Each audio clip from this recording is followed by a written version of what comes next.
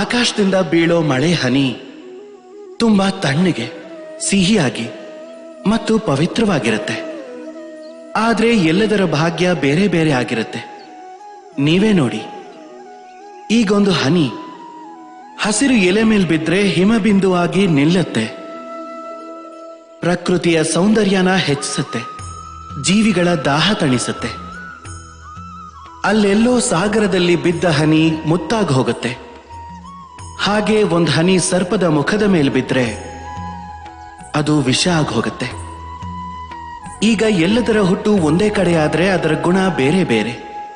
ಯಾಕೆ? ಇದಕ್ಕೆ ಕಾರಣ ಏನು? ಕಾರಣ ಏನು ಅಂದ್ರೆ ಸಹವಾಸ. ಸಹವಾಸದ ಪ್ರಭಾವ ತುಂಬಾ ಬಲವಾಗಿರುತ್ತೆ. ಬೇಕಂದ್ರೆ ನಿಮ್ಮನ್ನ ಆಕಾಶದ ಮೇಲೆ ಇರಿಸುತ್ತೆ, ಬೇಕಂದ್ರೆ ನಿಮ್ಮನ್ನ ಪಾತಾಳಕ್ಕೂ ತಳ್ಳುತ್ತೆ. ಈಗ ಮಳೆ ನೀರೇನು ಇದನ್ನ ಆಯ್ಕೆ ಮಾಡಕ್ಕಾಗಲ್ಲ, ತಮ್ಮ ಸಹವಾಸ ಏನಿರಬೇಕು, ತಮ್ಮ ಭಾಗ್ಯ ಏನು ಅಂತ. ಆದ್ರೆ ನಾವು ಮನುಷ್ಯರು ತಾನೆ, ನಾವಂತೂ ನಮ್ಮ ಸಹವಾಸನ ಆರಿಸ್ಕೋಬಹುದು. ಅದಕ್ಕೆ ಯೋಚನೆ ಮಾಡಿ ಸಹವಾಸನ ಆರಿಸ್ಕೊಳ್ಳಿ. ಇದರ ಆಯ್ಕೆ ನಿಮ್ದೇ ಆಗಿರುತ್ತೆ, ಮತ್ತದರ ಪರಿಣಾಮನೂ ನೀವೇ ಅನುಭವಿಸ್ಬೇಕಾಗತ್ತೆ. ರಾಧೇ ರಾಧೇ.